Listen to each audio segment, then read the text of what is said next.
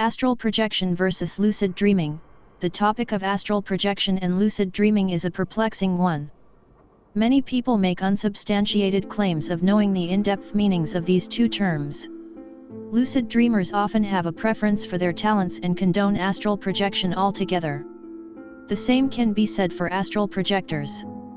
Of course, you're going to prefer a craft you're adept in. While both have similar ends, the means are entirely different. How?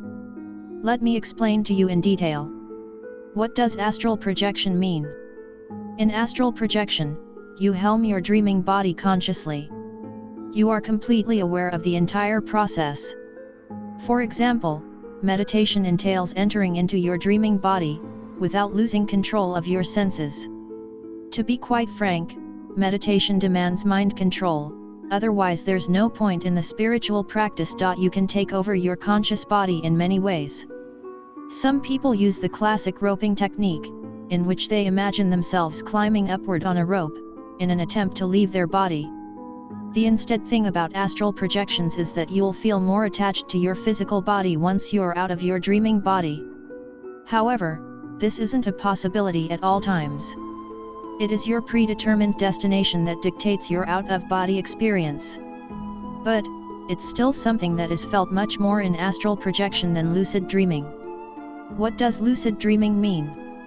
In lucid dreaming, you only regain consciousness after you've slid into your dreaming body.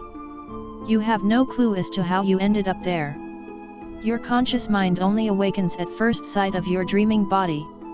As you've already stepped into the dream world, your first glimpses will not be of your room, and neither will you be closer to your physical body. Rather, you'll be in a distant location in the dream world. You can opt to go back to your room or see your physical self depending on what you're trying to achieve. Wake-induced lucid dream or wild is a phenomenon where your senses are completely mystified. When does it occur? It happens when a person deliberately tries to fall asleep conscious of the entire process. So, in other words, it is a highly evolved form of astral projection. Most people, however, are bound to lose consciousness, for at least a small period, during the entire process. It's inevitable because the realms have subtle abstractions that fail to stick to your memory. Many people might negate my opinion. They might attribute wild to astral projection rather than lucid dreaming. Whatever the case is, it's always important to know the underlying differences between lucid dreaming and astral projection. Astral projection, consciously transitioning into the dreaming body. In simple words, it means deliberately falling asleep physically while mind is awake.